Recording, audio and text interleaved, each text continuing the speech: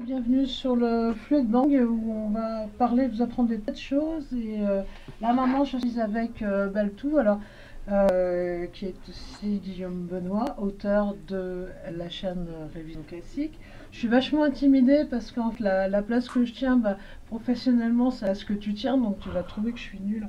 En plus, une belle voix de sorcière, de crooner, tu vois, qui a fait la nuit à discuter, à dire des conneries.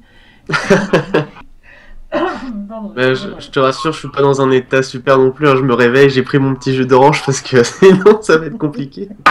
Donc on va être au même niveau, je pense. Ok, c'est bien, on va être minable, vous allez adorer les gens. Donc en fait, oui, on va peut-être commenter la vidéo donc sur Check-up que tu as en deuxième partie de l'interview que est donc sorti à la fin de l'année. Ouais. Avant, on pourrait peut-être du coup parler de ta démarche, quelle est d'abord sur quoi tu te bases, d'où tu Ouais. viens. Ouais. Oui, Ouais. oui, oui. Alors, que dire, par quoi commencer déjà, l'idée elle est venue des Geek Ferries, puisque l'an dernier on parlait de musique classique brièvement avec certains. Parce il y en a qui étaient spécialisés là-dedans et qui sont venus. Et puis il y a quelqu'un qui connaissait pas du tout la musique, mais que ça intéressait beaucoup, qui me dit ah mais il y a une musique que je connais, je l'aime vachement, chaque fois je l'entends, mais je sais pas qui c'est la musique de la pub des assurances, là ça fait ta na na na. Bah oui, bah, c'est Shostakovich, c'est facile. Et du coup, j'ai eu le déclic grâce au Geek Ferries. Et quelques mois après, je me suis lancé. Donc ça fait 9 mois maintenant. Et l'idée, c'est d'aider les gens à mettre un nom et un visage sur une musique classique qu'ils entendent tous les jours dans la vie de tous les jours, dans les pubs, dans les films, même dans les jeux vidéo. Parce qu'il y en a tellement partout, sans qu'on le sache forcément. Et l'idée, c'était d'aider justement à découvrir tout ça. Voilà. Voilà, mais c'est vraiment une très bonne initiative parce qu'effectivement, la musique classique est généralement rangée dans la boîte à chaussures et écrire dessus musique classique. Alors Bah qu'en oui, fait, oui. on écoute énormément. Enfin, excusez-moi pour tous sautements. En fait, on écoute de plus en plus d'OST, de jeux. Les gens, quand Ouais. ils jouent, cette musique-là prend plus ses sources dans la musique classique que dans le Oui. métal, très clairement. Et le métal qui prend beaucoup ses sources dans le classique aussi d'ailleurs, hein. C'est Voilà. notamment des groupes comme bon, metal, rock metal, Deep Purple, mais Metallica, ils ouvrent leur concert sur Ecstasy of Gold qu'Ed Morricone, qui peut être considéré comme une œuvre pas classique mais clairement symphonique majeure du dernier siècle. Et, euh, et c'est vraiment ça qui est impressionnant aussi, c'est que aujourd'hui, et ce sera une réflexion d'ailleurs dans ma prochaine vidéo sur John Williams, la musique de film devient, devient un nouveau moyen d'accéder au classique et d'intéresser les gens à la grande musique. Parce que, et souvent, elle fait partie des moments marquants de notre vie aussi. Quand on voit un film qui nous a bouleversé, c'est souvent à 50% grâce à sa bande-son. Et derrière, il y a des grands compositeurs qui sont les élèves d'anciens grands compositeurs, qui ont été d'autres élèves d'anciens grands compositeurs, et on peut faire une espèce de généalogie de tous ces mecs-là, et je trouve ça très très beau. Voilà. Et je ne sais pas vraiment ce que je raconte parce qu'il est 11h06, mais, j'étais inspiré. Voilà. Non, non, mais c'est très bien, effectivement. La musique classique, maintenant, elle revient énormément. Je pense qu'il y a eu une zone très sombre Euh, en ce qui concerne le grand public, bien ouais. entendu. Les années Et 80. Les années 70-80, tu pouvais pas trouver un pet classique ou que ce soit, et c'était aussi la période où le CD a débarqué. Et il faut remercier monsieur Herbert von Karajan qui a été l'un des premiers à aller chez Sony pour dire il faut que tout le répertoire classique passe en CD parce que sinon on va tous mourir. Et j'en parlerai peut-être un jour d'ailleurs parce que je suis tombé sur un reportage là-dessus, j'ai trouvé ça foutrement passionnant. Donc voilà. voilà. Et sinon, il y a aussi de ce qui concerne tout du moins Internet, euh, le Content ID de YouTube a poussé les gens à aller chercher du droit. Ouais. C'est pas évident de trouver du libre de droit parce Non. qu'il n'y a pas de moteur de recherche, c'est un peu la jungle, on ne sait pas trop. Alors que la musique, évidemment, il y a encore des histoires de droit parce que la partition est libre, l'interprète ne l'est pas. Par contre, il y a quand même des choses il y a très longtemps et qui Ouais. sont devenues libres de droit. Et donc du coup, ça fait que, enfin moi je vois sur YouTube énormément utilisent désormais la musique classique et le jazz aussi, accessoirement. Ouais. Des choses qu'on n'aurait pas entendues il y a 3 ans. Ouais, après, il faut relativiser un petit peu là-dessus parce qu'il y a justement des titres qui sont difficiles à trouver de manière enfin, libre. Et il y a des compositeurs comme Kevin MacLeod qu'on entend dans toutes les vidéos maintenant qui font des banques de musique pour YouTube qui se permettent de remixer des grands titres classiques et du coup on les voit en leur nom dans les vidéos. Je pense à une vidéo sur Halloween qui avait fait Poisson fécond, qui était bien d'ailleurs. Hein. Le seul truc c'est que la danse macabre de Camille Saint-Saëns elle était créditée au nom de Kevin MacLeod et ça m'a un peu gêné parce que c'est dangereux de foutre le nom d'un mec qui fait du remix sur une œuvre aussi importante et il faut pas que les gens associent cette musique à Kevin MacLeod dans l'avenir, mais après c'est parce que je suis sûrement un des rares à lire les descriptions et les génériques de fin, mais Crois pas ça, et voilà. crois pas ça. Mais Non, il faut faire gaffe. Voilà, il faut faire gaffe, mais c'est clair que enfin, à bout d'un moment, Oui, je pense que voilà. Mais en tout cas, moi, j'ai vraiment observé une remontée de la musique classique et du jazz. C'est assez marrant parce que là où il y a 3 ans, on écoutait, il y avait voilà, le dernier truc était sorti, là maintenant, couette. Ouais. Parce que Ouais. c'est bien parce que ça permet justement de remettre les choses là où elles doivent être, c'est-à-dire bien la musique, c'est autant d'eau pour se sentir bien. C'est quand même dommage de mettre une étiquette à la con Ouais. dessus et de s'en priver. Et la musique classique a un avantage par rapport à la musique pop d'aujourd'hui, c'est que elle accompagne plus facilement ou met plus facilement en valeur une image qu'une chanson de Maître Gims, quoi. On en parlait déjà un petit peu hier avec Loïc, je crois. Mais si tu veux mettre une scène en valeur, t'as toujours plus de chances de trouver ton bonheur dans le classique qu'avec une musique d'aujourd'hui où déjà t'as des paroles, ou alors c'est du son électro, et c'est pas facile de faire passer une émotion avec ça. C'est possible, mais c'est pas facile.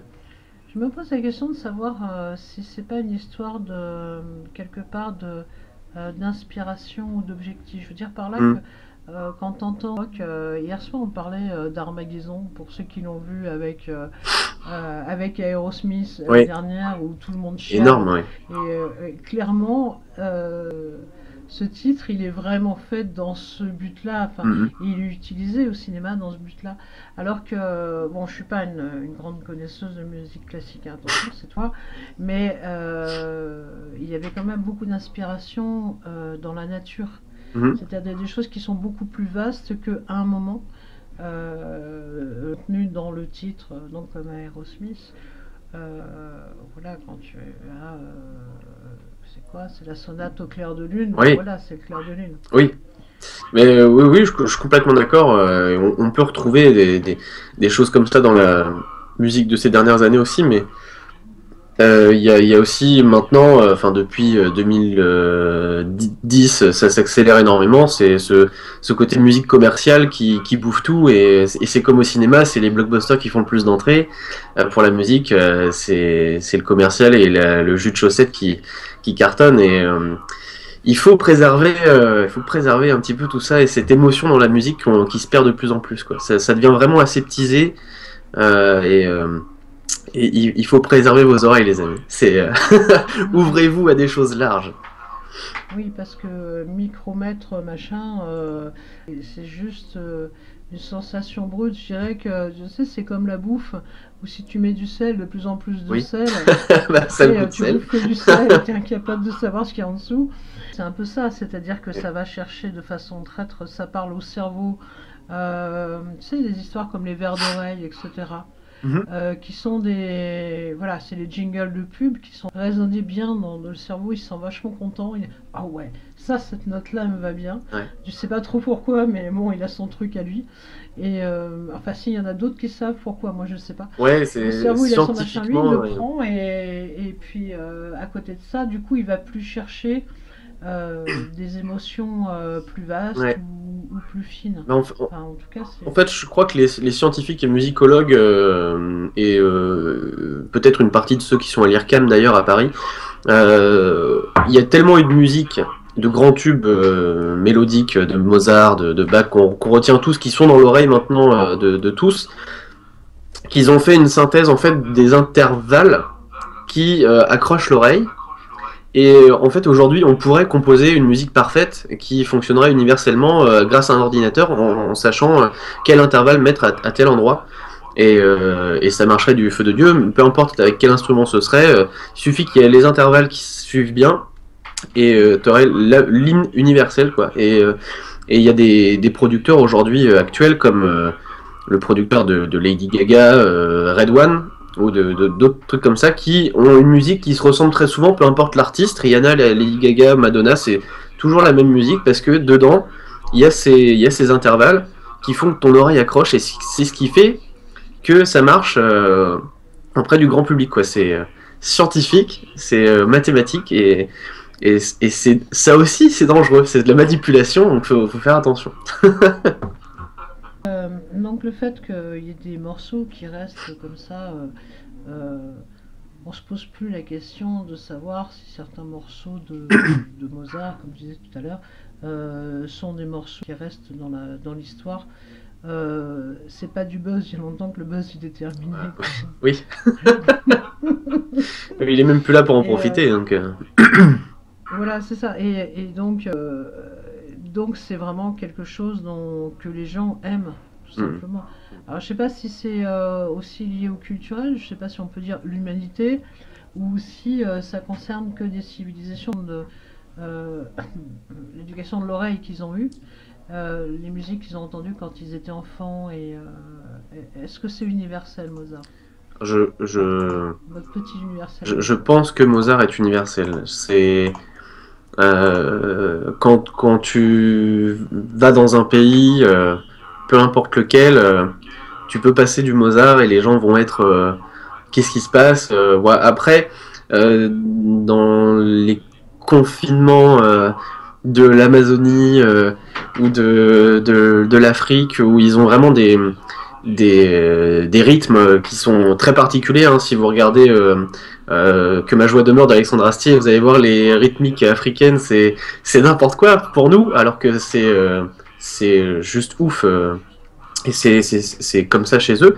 Je sais pas s'ils vont aussi bien l'accueillir, mais forcément ça attise de toute façon la curiosité parce que c'est d'une finesse aussi qui forcément te titille l'oreille et je pense que la musique de toute façon, Mozart ou quoi que ce soit d'autre, c'est le langage universel, c'est le langage avec lequel tout le monde peut se comprendre et c'est compliqué comme sujet, hein, mais je pense que vraiment, pour faire passer un message à quelqu'un, la musique est un bon moteur de communication. Oui, ça renvoie directement des émotions. Ça exprime directement à l'autre euh, ce qu'on a à dire. La formation des gens qui écrivent pour le jeu vidéo, Mhm. ils sont plus issus d'une formation classique.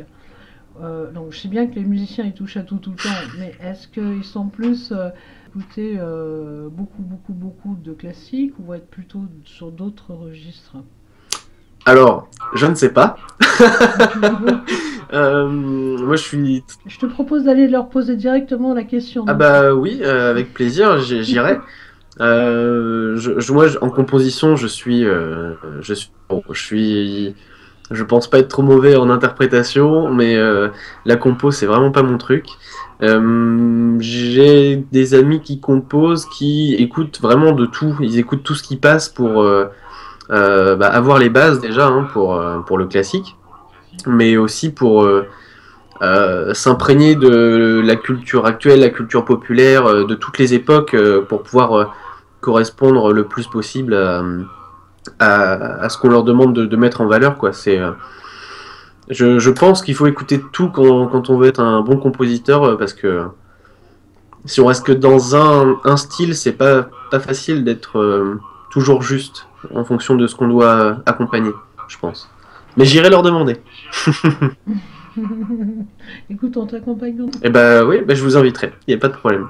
Ok, on va faire ça. Bonjour Monsieur Williams, on a un deux, trois trucs à vous dire.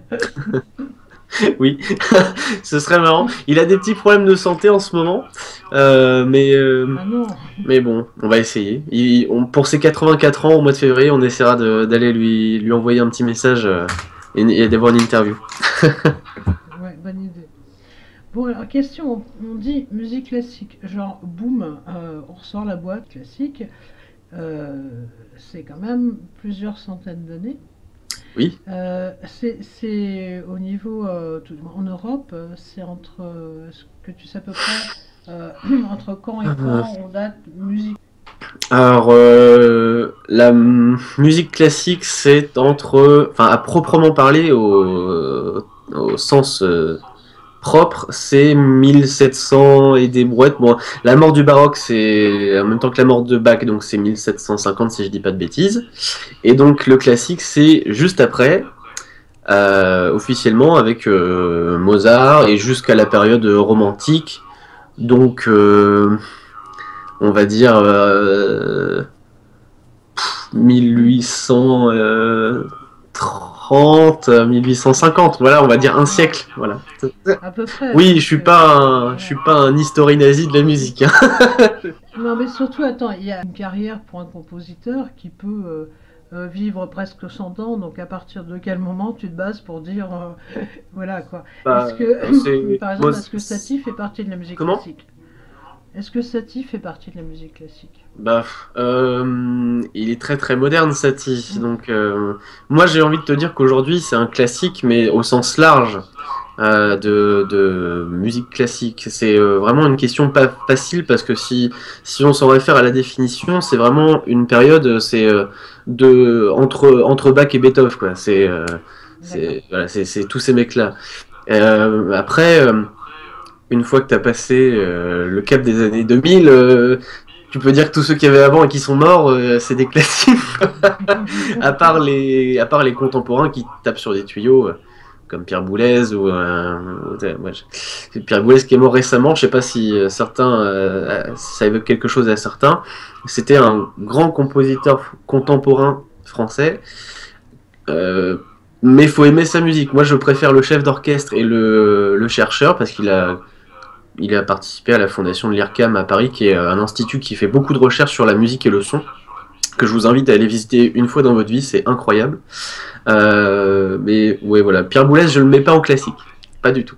Oui, c'est. Est-ce que c'est la musique disharmonique? Est-ce que c'est- Je sais pas, c'est un. J'ai pas trop écouté son œuvre parce que le peu de choses sur lesquelles je suis tombé, ça m'accrochait pas du tout l'oreille et c'est vraiment compliqué. Je suis très réfractaire à la musique contemporaine et par essence, ça déstructure justement la musique symphonique traditionnelle. Donc moi j'ai du mal parce que j'ai pas encore l'oreille peut-être assez éduquée. Hein, c'est comme pour le vin, faut essayer. Au fur et à mesure, peut-être que ça changera un jour, que je tomberai sur une œuvre contemporaine qui me dira ah ouais putain ça c'est cool. Enfin, d'ailleurs, je peux vous en conseiller quelques-unes si vous avez envie d'écouter du contemporain. Il y a Thierry Pécou qui est un très bon compositeur français. Il y a Sophie Lacaze et il y a Zad Moultaka dont je suis tombé vraiment amoureux qui s'inspire beaucoup des sonorités arabes et ça fait vraiment de la très très belle musique. Mais de là à ce qu'on considère ça comme du classique un jour, non. Bah, il faut laisser aussi passer le temps de l'histoire, parce que c'est vrai que, grosso modo, on va dire 2000, ils sont tous morts, ceux qui ont fait du classique. Ouais. Et là, ben voilà, là on va accrocher 2020 et on reparle déjà de création Ouais.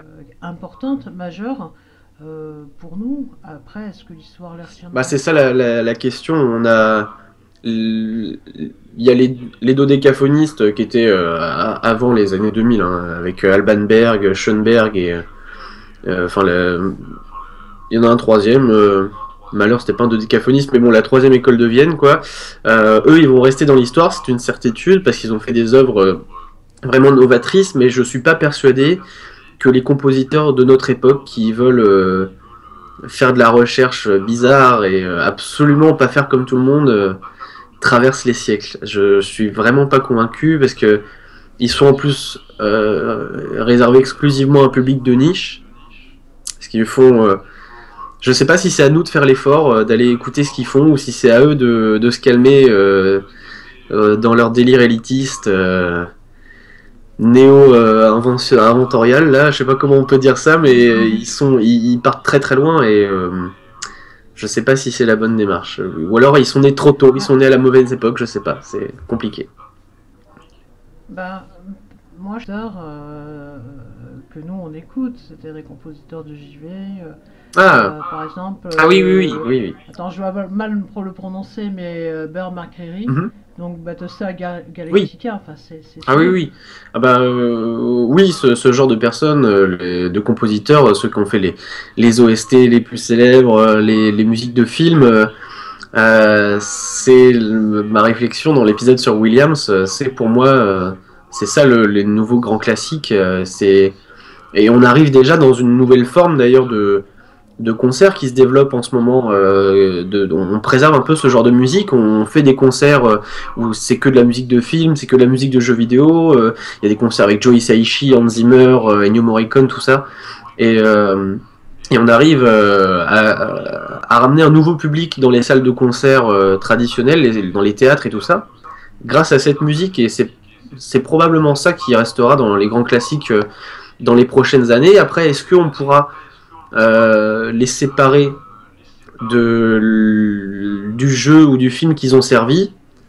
Ça va dépendre. Je pense qu'il y a certaines œuvres qui ont plus besoin de leur film pour rester culte et fonctionner sur notre oreille, mais d'autres sans le support visuel, est-ce que ce sera possible? Je sais pas. Mais c'est sûr que c'est ce genre musical, la musique de film, la musique de jeux vidéo qui perdurera dans l'histoire.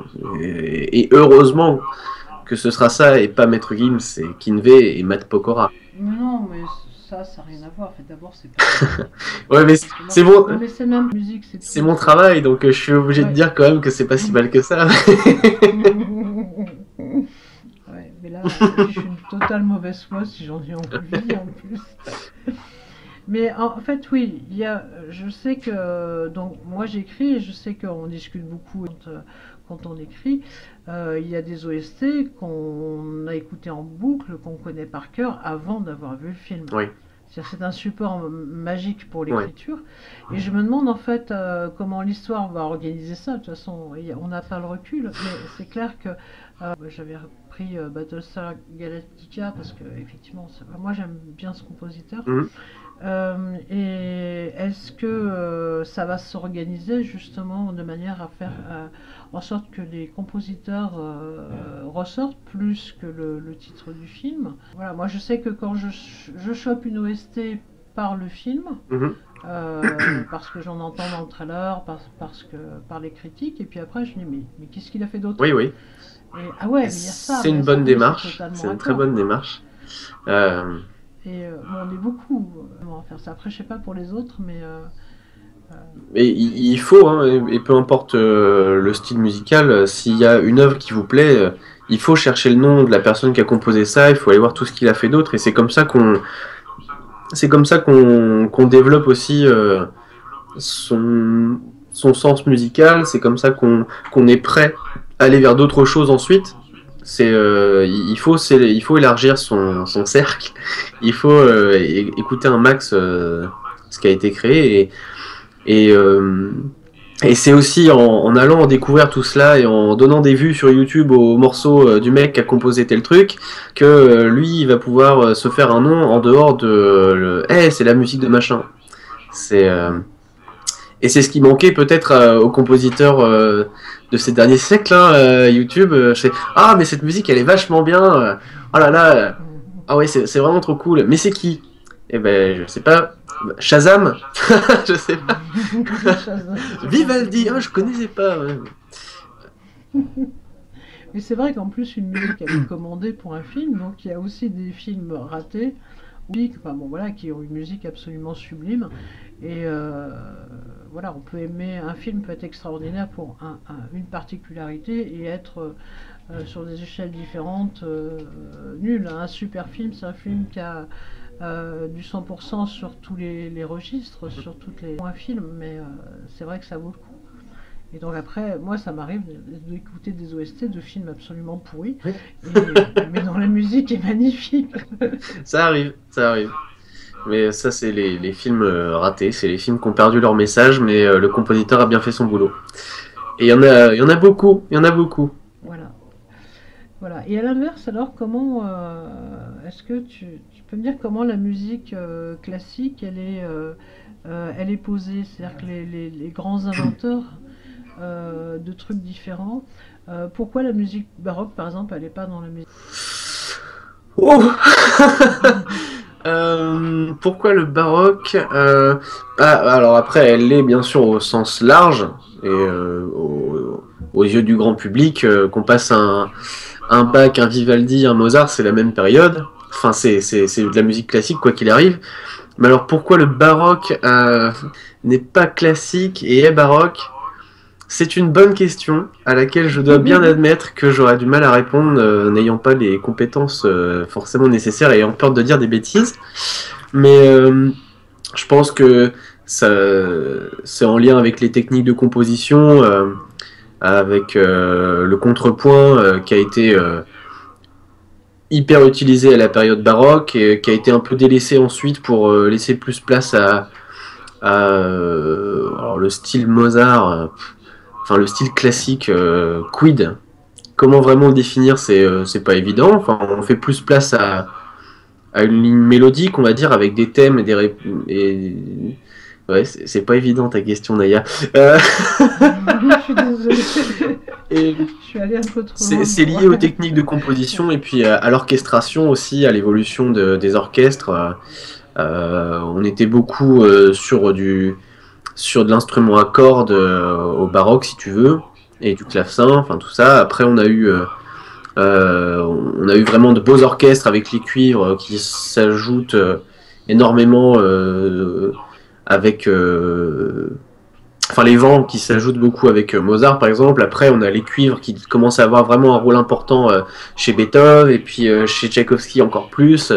Et puis voilà, c'est l'évolution de l'orchestre, l'évolution des techniques de composition qui fait qu'on classe tout ça par période. Voilà. Là, j'ai peur qu'il y ait un mec qui s'y connaisse carrément en musique qui me démonte dans le chat. Oui, parce qu'en plus, on n'a pas le module question. Bah, de toute façon, les Geek Ferries, on dit jamais qu'on est des experts. Non. On est des experts Un tous expert, ensemble. Et jamais individuellement, et on peut pas tout savoir. Et en plus, si on se focalise comme ça, c'est parfait, bah, on est moins bon sur l'émotion. Voilà. Même si on essaye toujours d'en savoir le plus. Alors en fait, moi, la musique baroque, je l'ai découvert au travers justement d'un film. Un vieux film avec Jean-Pierre Mariel, c'est un de ses premiers rôles sérieux, et qui s'appelle Tous les matins du... Et, qui est assez passionnant parce que il montre le passage entre une musique qui est très austère en fait, qui est issue avec des instruments anciens comme la viole de gambe, etc. On est plus peut-être issu des troubadours, là je dis peut-être des énormes conneries, mais voilà. Et le passage à Louis XIV, qui virez-moi tout ça et faites-moi mettez-moi des rubans partout et du satin et de la magnificence, etc. Et voilà, où là il y a effectivement Lully qui fait la... voilà, je ne sais pas dans quelle mesure effectivement c'est... Parce que j'ai pas creusé, hein, je suis pas... et j'ai pas creusé, je suis pas musicologue, j'ai pas fait d'études de musique. Voilà, mais en tout cas, je trouve que ce film montre bien une charnière. Oui. Et voilà, c'est-à-dire que là, il montre bien le mec qui fait une musique très Mm, austère, mm. qui est roi, Ah où il oui, oui. communique avec son dieu et tout. Et puis là, bon, et non, non, mais on a des balles à faire, les mecs, là, bougez-vous, on va pas le faire. Vous avez vu ce qu'on a construit Ouais. Non, là, franchement, arrêtez de déconner, quoi. Et on voit qu'il y a voilà, moyens qui sont peut-être impulsés Mm. plus à la musique à cette époque-là, parce qu'à cette époque-là, toute l'Europe bouge Ouais. et les différentes cours en fait vont mettre en scène la vie politique de manière différente. Voilà. Et donc Mozart, il a inventé quoi lui du coup quand il arrive et il fonctionne Alors, maxi. Mozart, c'est une révolution, mais te dire en quoi, enfin, c'est Mozart, c'est tellement de choses. Enfin, déjà, Mozart, il a fasciné à son époque parce que c'était un talent fou qui, dès le plus jeune âge, faisait toutes les cours d'Europe. Donc, son nom déjà à son époque a marqué. Et ensuite, si vous avez vu le film Amadeus, il a Super film. de Miloš Forman qui est excellent, qui est à chaque fois que je change de génération de support vidéo, hein, la VHS ou le DVD ou le Blu-ray, c'est le premier film que j'achète. C'est et il y a un moment où l'empereur lui dit il y a ce je ne sais quoi de trop de notes. Bah ça c'est Mozart, voilà. En fait avec Mozart on passe d'une écriture qui est très c'est pas non je peux pas dire que c'est pas il y a pas d'émotion dans le baroque parce que c'est pas vrai du tout, mais on passe de quelque chose de très carré si tu veux à quelque chose qui laisse plus place à une ligne mélodique qui est très légère, très enfin pas badine, mais on, on est beaucoup plus c'est pas évident hein. Et À Mozart, 11h30. il est pas religieux pour de tout. Voilà, on est Il pas fait du la tout dans la fête, religion. C'est il s'en tape, quoi. ouais, c'est Il c'est picole, ça. il baisse tout le temps, il fait des grosses fêtes, il se met minable Oui, un puis jour il sur finit deux. endetté, malade. Ouais, on passe vraiment à quelque chose qui est accessible à tous, alors que c'était réservé avant surtout la musique au salon et tout ça. Et Mozart est probablement l'un des premiers à avoir popularisé la musique savante, entre guillemets. Ouais. C'est un des premiers dont les airs ont vraiment marqué le bas peuple à son époque, quoi. C'était pas réservé qu'aux cours.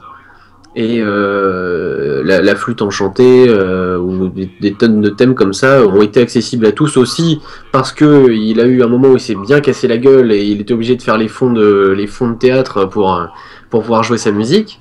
Mais c'était sûrement la première superstar Mozart et c'est ça qui est une révolution en soi, quoi. C'est le mec que tout le monde connaissait. Tandis que Bach, elle est jamais sortie de son trou. Il était connu que par les gens qui venaient à la messe le dimanche et par ses nobles. Et Vivaldi, c'était que les cours avant ça aussi, quoi.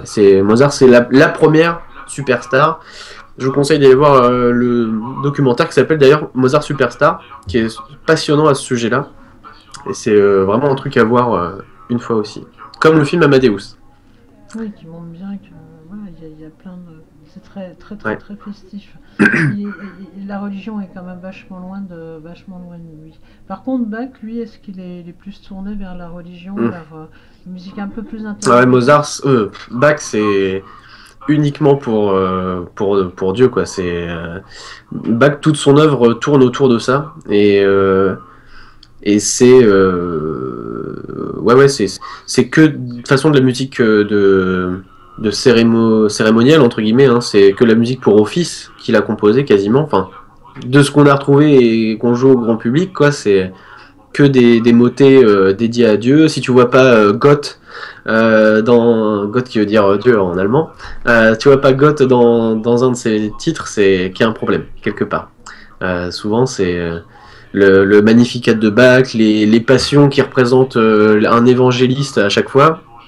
un évangile, les motets, c'est tout, c'est de la messe, et voilà, c'est Dieu, Dieu, Dieu. En même temps, on le payait à la page, hein, pour la messe, donc c'est sûr qu'il a fait que ça. S'il avait trouvé quelqu'un qui lui avait dit fais-moi une musique pour un film, je te file 2 millions, il l'aurait peut-être fait. Mais, Ouais, mais bon, il n'a pas trouvé d'autres producteurs. à cette époque-là, en fait, la notion de Dieu est très élevée. Oui. Moi, j'aurais tendance, au niveau culturel, hein, je vais surtout pas avoir envie de parler de religion, mais c'est surtout une manière de communiquer, c'est-à-dire que je vais être vachement iconoclaste, mais on est plus proche d'une démarche chamaniste qui consiste à communiquer, à s'imprégner avec l'être supérieur. Et donc la musique, elle s'élève, elle va jusque là où il y a le Dieu qui vit, et puis elle lui parle, et elle parle à ses émotions, et voilà, c'est dans cet ordre-là. Moi, j'invite les gens justement à pas se barrer à l'autre bout du monde parce qu'il y a écrit messe dessus, et à voir ça comme là, oui, il y a un état peut-être de sophrologie, tu vois, où il est question de rentrer en soi-même, trouver ses émotions, et eux, ils veulent faire, voilà, être en plénitude, en harmonie avec le reste, pour recevoir les communications de Dieu, qui à cette époque-là n'avaient pas Internet, donc la musique était Et moi, j'ai beau ne pas être croyant du tout. Ça fait 10 ans que je fais du chant lyrique, et ça fait 10 ans que je chante du Bach, et ça procure un plaisir fou.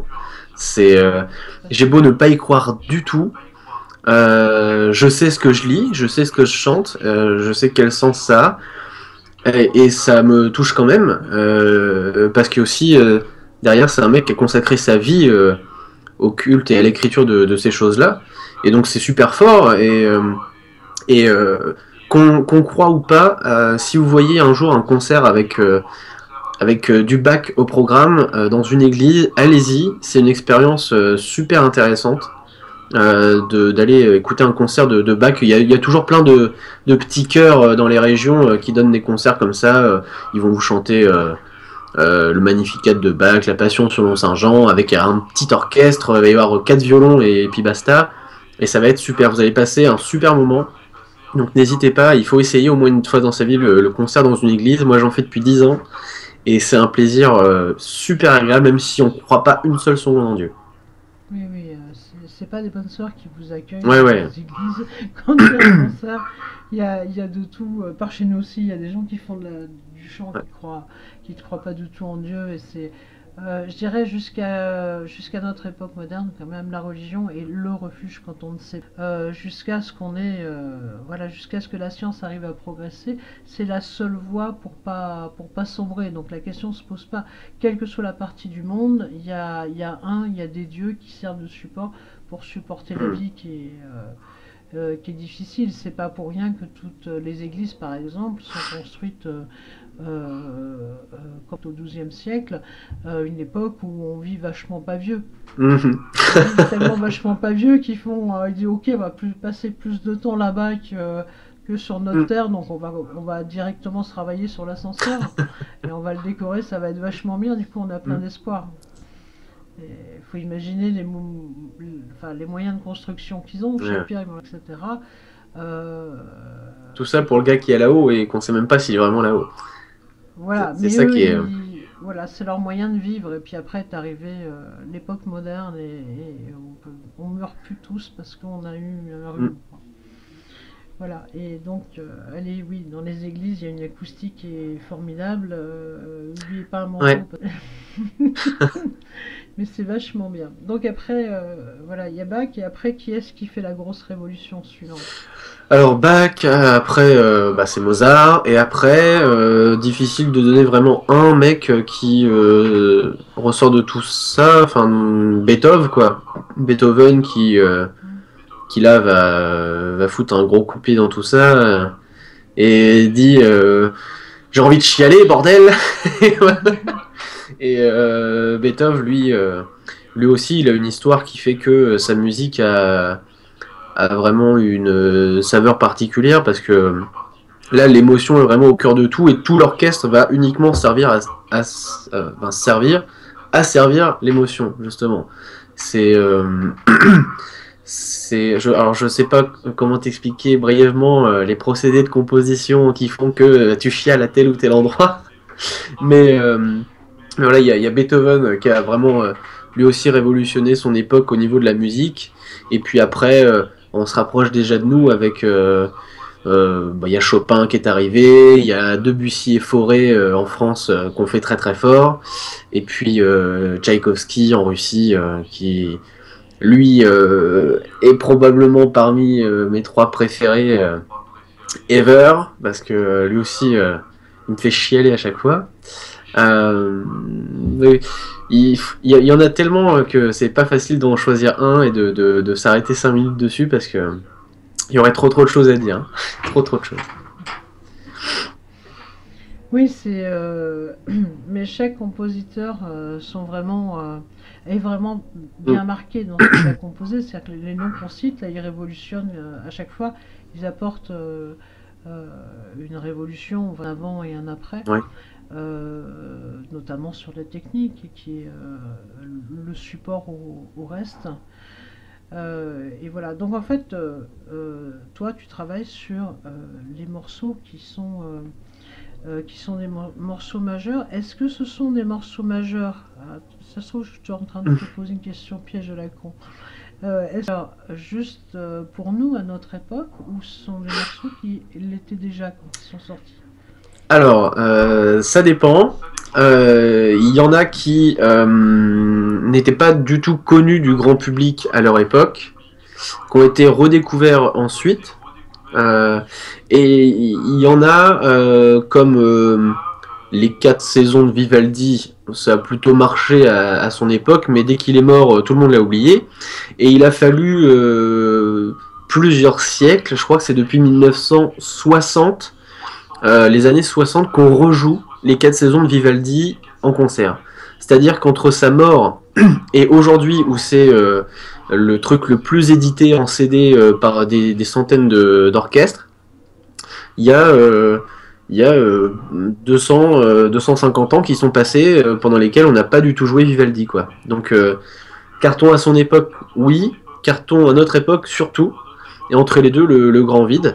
Après il y a eu il y a des morceaux qui sont des tubes aujourd'hui et qui n'étaient pas du tout à leur époque, parce que voilà, on les a redécouverts grâce à des chercheurs qui soit par hasard sont retombés sur des correspondances, soit qui vraiment font des travaux de recherche au sujet de tel ou tel compositeur et tombent sur un truc d'un coup et ouais, c'est génial. Et après il suffit qu'il y ait un chef d'orchestre qui tombe dessus et ça devient un gros carton. Alors j'ai pas d'exemple précis là à te citer d'un mec qui vraiment n'a pas été connu à son époque et cartonne aujourd'hui. Il y en a un que j'aime beaucoup, c'est Buxtehude, qui composait à la même époque que Bach, qui a composé de plus de 1000 œuvres, qui n'était pas du tout, ou très très peu connu à son époque, et qui aujourd'hui est très apprécié des personnes qui aiment la musique baroque et liturgique, si tu veux. Il a des œuvres pour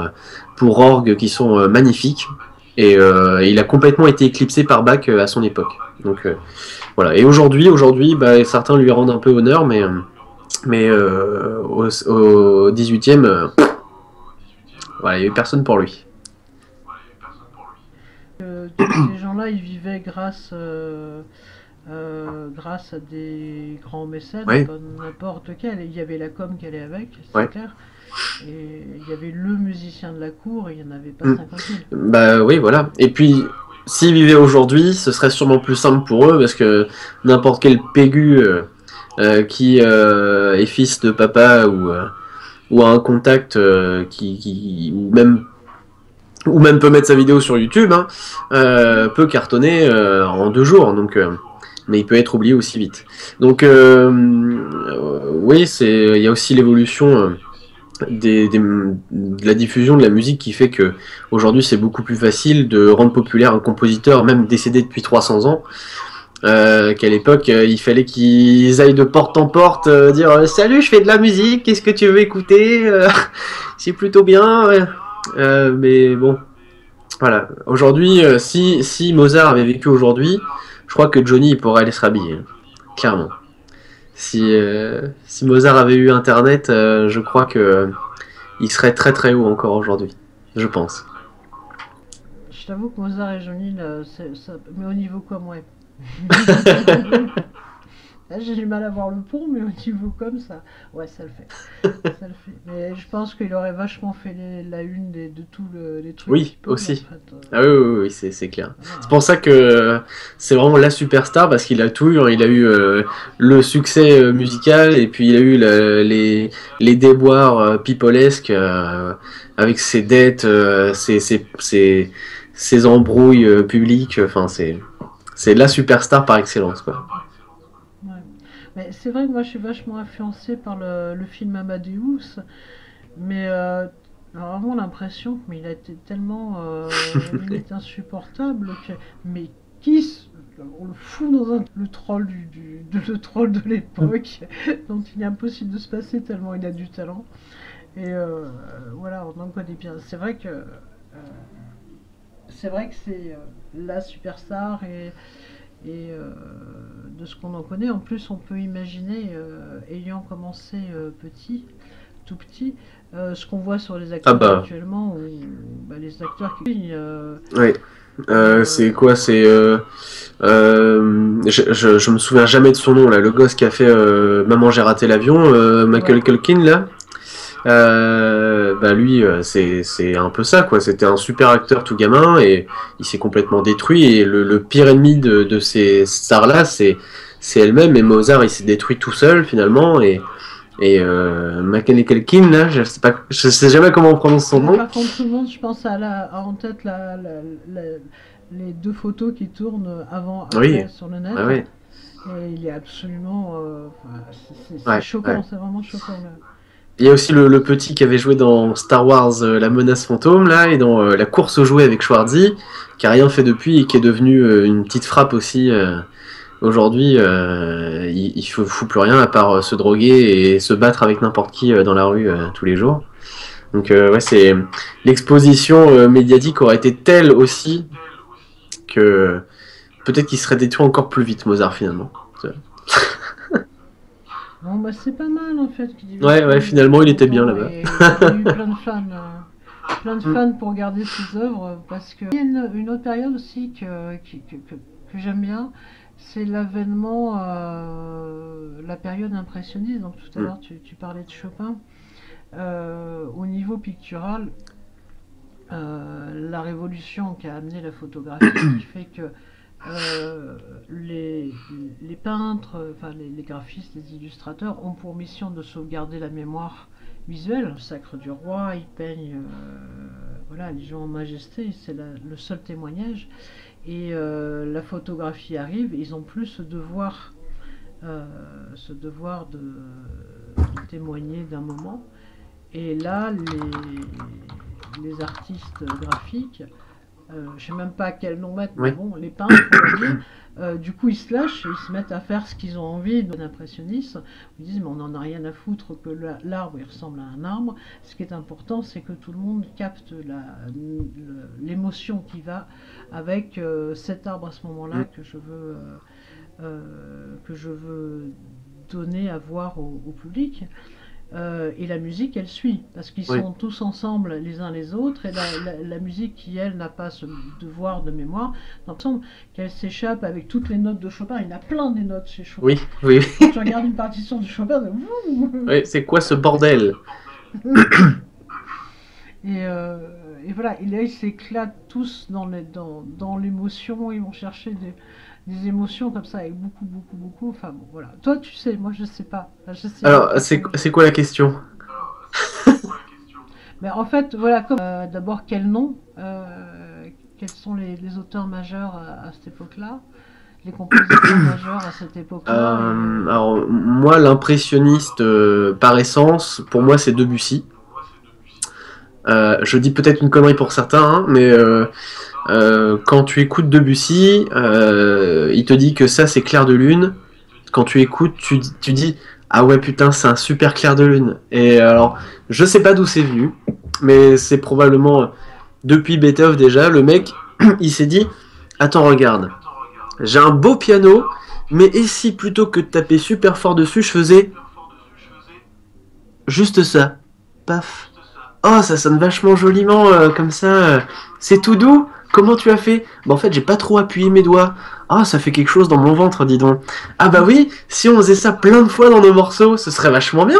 Puis si on faisait des accords un petit peu nouveaux, si on faisait des accords de septième, tu vois, c'est ce bel accord parfait là avec tes 5 notes, si on rajoutait une petite note derrière qui fait un truc mignon. Ah, c'est pas mal. Et voilà, et ça c'est Debussy. Et c'est ça l'impressionnisme, c'est aussi quelque part la petite note que tu vas rajouter dans l'aigu qui fait que ah c'est tu sais comme quand l'ascenseur arrive à l'étage qui s'arrête et ça fait ouh, tu vois, c'est ça l'impressionnisme en musique.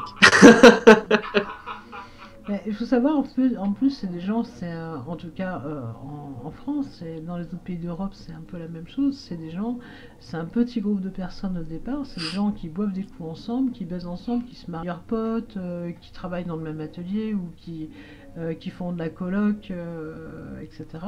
Et on part voilà, d'un moment balbutiant à quelque chose qui nous amène pour le coup relativement proche de nous. En tout cas, où il n'y a pas besoin de décryptage, il n'y a pas besoin d'apprendre, c'est évident. De remettre dans le contexte. Et c'est des gens qui sont bien, au niveau de l'époque, pas très loin de nous. Et euh, donc il y a des auteurs après qui vont directement se mettre à. C'est là où on revient à ce dont on parlait, je crois, directement à dire mais alors si je faisais des trucs un peu plus tordus, c'est-à-dire qu'en fait l'impressionnisme, il y a plusieurs. Enfin, il y a deux courants qui vont vers l'abstraction, qui sont issus de Monet, et d'autre part ceux qui vont aller vers quelque chose de plus je dirais plus carrés, qui sont issus de Cézanne. Il ne faut pas croire que ce sont des gens différents, c'est-à-dire euh, euh, mince, en plus j'ai les mots qui s'échappent comme ça avec le bon. Ce ne sont pas autant, je dirais, les repros que tu vois à Ikea, des trucs très carrés, très graphiques. Euh, Comment je peux oublier ce nom? Mince, désolé. J'espère que vous les retrouverez dans votre tête. Bah puis moi la peinture. Et voilà, à base de grands carrés, à base de lignes, Oui, etc. oui, oui. Ils sont contemporains des mecs qui rêvassent au clair de pas la même chose. Et donc, parallèlement, est-ce qu'on a déjà, tu parlais de Pierre Boulez, est-ce qu'on a déjà cette amorce-là à ce moment-là? C'est pas la période que je connais le plus. Hein. Ça. Alors j'ai peur de me gourer complètement au niveau des dates. Et je pense que. Ouais, parce que là, avec Debussy, on est fin 19e, début 20e, si je ne dis pas de bêtises. Euh, Donc à cette époque, je sais pas. En tête, j'ai pas de compositeur. Je vais taper un nom sur Google pour voir. Mais tu vois, tu as Satie par Ouais, exemple. alors là pour le coup, Satie, c'est vraiment ce que je connais pas. Enfin, si tu veux, Satie, c'est vraiment la période où je commence à me fermer totalement, parce que c'est la période aussi où il y a des Schoenberg qui arrivent et tout ça, Ouais. avec le dodécaphonisme et cette école que j'ai un peu de mal à supporter. Ah, Avec mais je suis d'accord Webern, aussi. c'est lui que je cherchais tout à l'heure. Et là, ça devient dur. C'est vraiment ceux qui, je sais pas lequel a fait la jointure entre l'impressionnisme et, enfin, tu vois, ces compositions debussiesques et là où on commence à déstructurer un petit peu la musique traditionnelle. Je sais pas qui a fait le volet entre les deux, mais je peux te dire que ceux qui sont nés en pleine période Debussy et tout ça, ils ont tout défoncé après. Genre, Ouais. après, il y a des mecs comme Stravinsky qui sont arrivés, qui peut-être alors, ils sont un petit peu après, mais ils sont à la limite entre les deux. Euh, Stravinsky, il est né 1880, un truc comme ça. Donc Debussy, lui, était déjà en pleine gloire, quoi. Satie, je sais pas du tout quand il est né, je sais pas du tout quand il est mort, je suis désolé. Il est mort il n'y a pas, il y a pas super méga longtemps. Ouais. Et il est né vachement tôt. Alors, en Mais... fait, Satie, moi j'aime bien sur les premières, sur les œuvres Ouais. de jeunesse. Et après, j'imagine que je vais faire des bons à des gens qui sont qui connaissent très bien la musique, mais après c'est le bordel dans les notes, quoi. Moi, Donc, chacun de sa je vie. connais Les notes les de l'orchestre, arabesques. mais Ouais. voilà quoi,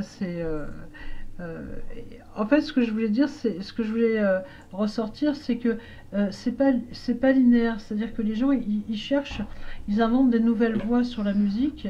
Et donc là, tu sais qu'en fait, on vient de me dire qu'il Très reste bien. 5 minutes. C'est-à-dire qu'on était censé diffuser ta vidéo et je suis toujours à l'intro, moi. Très bien. Bon, c'est mort. En tout cas, dernière vidéo, je vais envoyer les gens le voir et essayer de teaser un peu en disant que les œuvres dont tu parles, donc de Tchaïkovski, moi j'ai appris où est-ce qu'il les avait composées et quand est-ce qu'il était mort. Je t'avoue que je suis un peu restée sur le cul. Donc les gens, je vous invite à aller voir tout de suite après la dernière vidéo de Révisons nos classiques. Parce qu'en perspective, j'ai ok, en fait, je connais rien du tout. Hum. En fait, je connais rien du tout. Ouais. Et ça donne envie de savoir. C'est autant d'histoires fabuleuses. Mais ouais, et je t'avoue que moi, avant de me pencher sur Tchaïkovski, j'étais un grand fan de sa musique, mais j'en connaissais pas beaucoup plus non plus. Je savais pas qu'il était venu à Rouen, je savais pas qu'il avait ses habitudes à Paris. Enfin, je savais qu'il était venu à Paris à de nombreuses reprises, mais j'ai bouffé tellement de pages Wikipédia, de biographies sur Internet et de thèses d'étudiants sur Tchaïkovski que ouais, et ça a révolutionné la vision que j'en avais de lui. Et il a encore grimpé dans mon top compositeur parce que il a une vie incroyable. Et allez voir Révision nos classiques, vous entendrez une jolie voix de Père Noël en plus au début. Et je suis très fier de mon décor aussi. Et t'as galéré pour le trouver aussi. Ah ouais, voilà là. Et j'espère que ça vous plaira, que ça vous donnera envie de réviser vos classiques et d'être curieux au sujet de la musique classique. Voilà. Moi, je trouve que ce que tu fais, c'est autant de découvertes d'histoires personnelles, c'est-à-dire que apprendre aller alors à l'artiste, c'est autant d'histoires très personnelles qui s'insèrent dans l'histoire, dans la grande histoire, Mm. et c'est autant de mini-films, c'est autant de scénarios fabuleux qui permettent juste de passer du bon temps déjà et surtout de profiter de ce que ces gens ont fait, qui est quand même destiné à nous tous.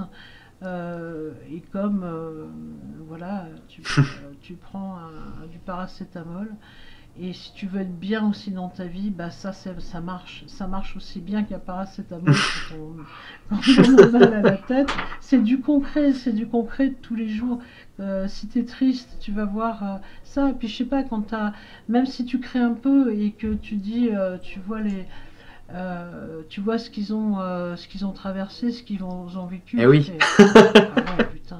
Et donc Mais j'ai du chemin à faire, donc je peux me poser ouais. des questions. Donc Derrière, ouais, j'ai quand même vachement de peau. derrière tout grand créateur, de toute façon, on trouve une blessure, une crevasse béante. Et chez Tchaïkovski, c'est flagrant parce que lui, il a vraiment pas été épargné et ça se sent dans sa musique. Dans chaque note, Ouais. chaque page, tu sens une tristesse, un mal-être tellement profond que ça peut pas te laisser insensible. Et les grands compositeurs, c'est tout ça, quoi. Donc, vous verrez que même John Williams, dans le prochain épisode, même John Williams, il a pas eu que des trucs drôles. Voilà.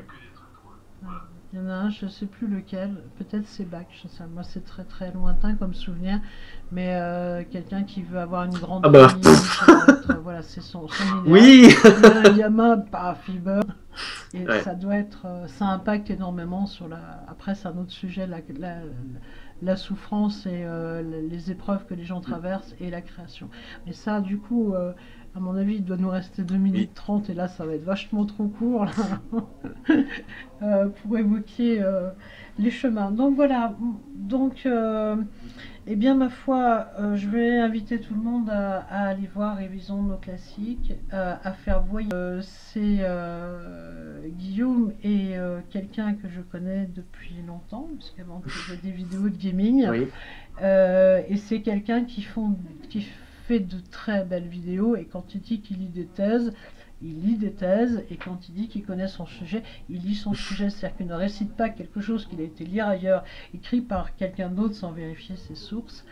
Et il est important en ce moment où les vidéos se généralisent, c'est-à-dire qu'avant on n'avait que du gaming, que des trucs marrants. Maintenant, on a des sujets de fond qui sont réellement un fond important, qui sont des raccourcis et autant d'émotions pour aller vers des œuvres d'autres personnes, d'apprendre des choses. Et il est important de faire voyager ceux qui font un super boulot. Et qui passent des heures, ils font une vidéo de 10 minutes, mais ce qu'ils vous disent pas, c'est que ça fait 2 mois qu'ils dorment pas fort à lire, puis il y a ça à lire, oh puis si je me trompais, puis qu'est-ce qu'ils vont dire les gens, et puis j'ai cette responsabilité là. Voilà, Ça, c'est... sous le travail qui a l'air léger, etc. En fait, ça a l'air de couler tout seul, il y a un vrai sens de la responsabilité du savoir qu'on traite ou qu'on transmet. Donc voilà. Merci. Donc faites voyager, révisons nos classiques. Nous, OGF, de toute façon, t'as toujours ta place, que ce soit pour nous aider à creuser des tranchées. Et il n'y a pas de problème, je serai là cette année aussi, il n'y a pas de souci. Avec grand plaisir, et c'est un vrai bonheur. Et voilà, tes vidéos sont... Quand il y en a une qui sort, c'est chouette. Dans le boulot, ça repète. Merci. Voilà. Bah, si vous voulez voir du Révision nos classiques IRL, moi je veux bien faire des conférences et des interventions devant les classes. J'habite du côté d'Angers, mais je veux bien bouger. Il n'y a pas de problème. Non, n'hésitez pas. Voilà. Et en plus, bah, comme vous avez entendu, bah, il parle bien. C'est passionnant. Et voilà. Bah, merci. Bon, je te remercie beaucoup. Et puis, à très vite. Je vais te laisser raccrocher parce que moi, je connais...